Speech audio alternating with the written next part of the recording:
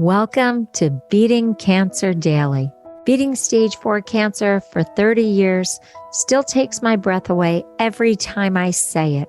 I'm Saranne, founder of the Comedy Cures Foundation, and I hope you'll join me for just a few minutes daily for the next 365 days so we may laugh, learn, maybe cry a little as we live our best days beating cancer daily together.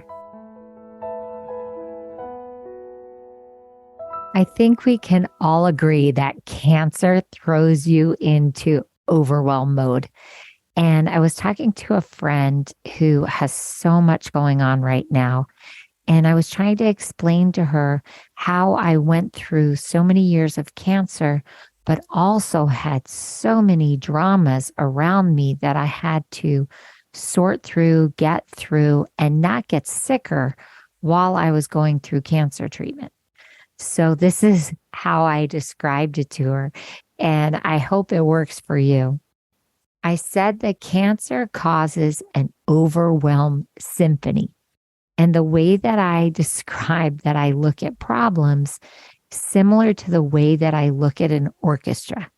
So I have the dramas, which are violins, strings, they can really make you sad and have so much emotion attached to them. So those are the problems that I have that are emotionally driven dramas. They're heated. They really make you cry or get angry. That's one section of problems. Then there's the flutes and the woodwinds, and those are like small problems. Those are like everyday problems. I can handle those easily. They're just annoying, but they're here, they're everywhere. They're like cute little problems. And then I have the percussive problems. Those are like the big drums. When you're listening to a symphony or you're watching a symphony and the person in the back on those big, huge drums lifts up their arms and gets ready to crash down. Okay, those are big problems. Those are when the bottom falls out and excuse my language, the crap hits the fan kind of problems. Those are the ones that sideswipe you. You don't see them coming. They are just monumental. Okay, so those are like the three kinds of problems that I divide my problems into.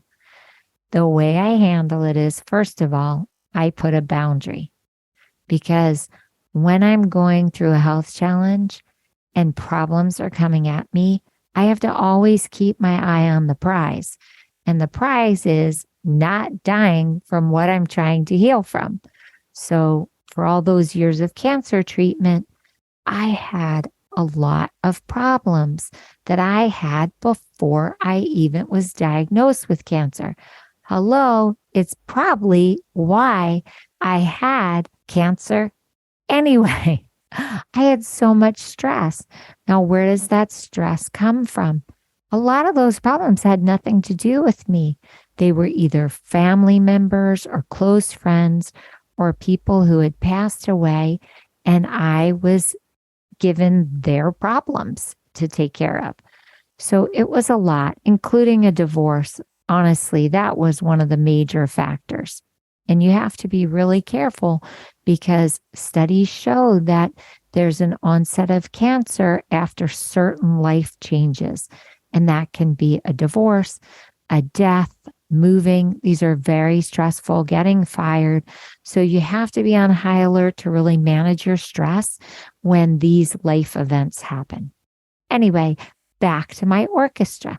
So the first thing I do is I divide my problems, and then I keep a boundary so that I'm not internalizing these problems. Now, you hear the expression, oh, that ate me up alive. Well, what do you think cancer is doing? It's eating us up. So we can't let those problems eat us up alive.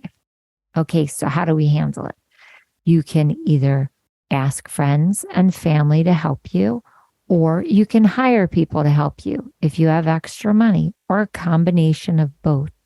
But you have to look at these problems, and then you have to decide Who among your inner circle is really good at handling the little flute problems, those little everyday, tiny, annoying problems?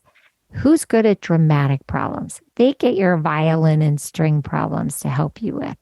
And then there's that one friend or that one person you know that you can hire that really handles big old problems. And that person is key because you have to really get help. And I did an episode called Cancer Delegates.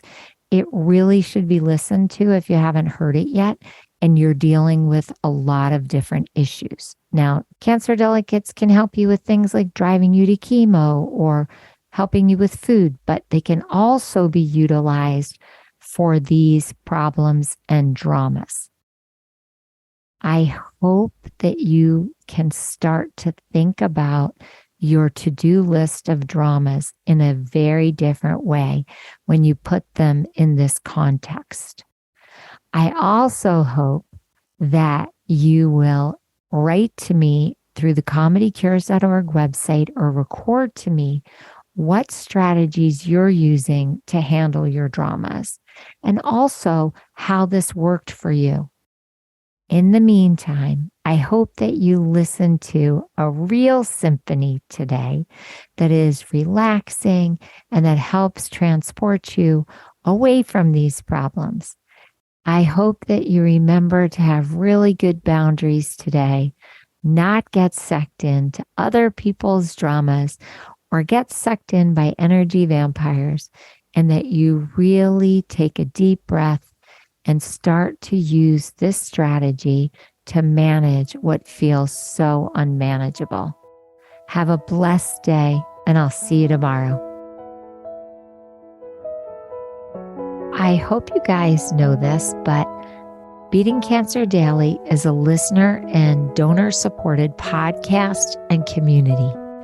So if you have some extra change, I'd love you to go to comedycures.org and make a donation today of whatever level is comfortable for you.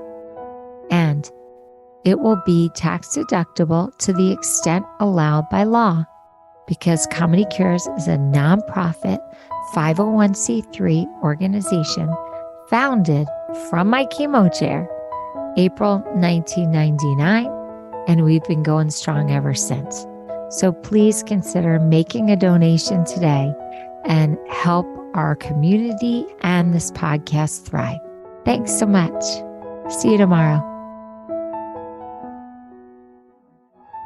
Guess what time it is? It's time for me to read the disclaimer. Beating Cancer Daily and the membership circle are not in lieu of medical advice or treatment. They are for entertainment purposes only. Please consult your healthcare team to review your best strategy.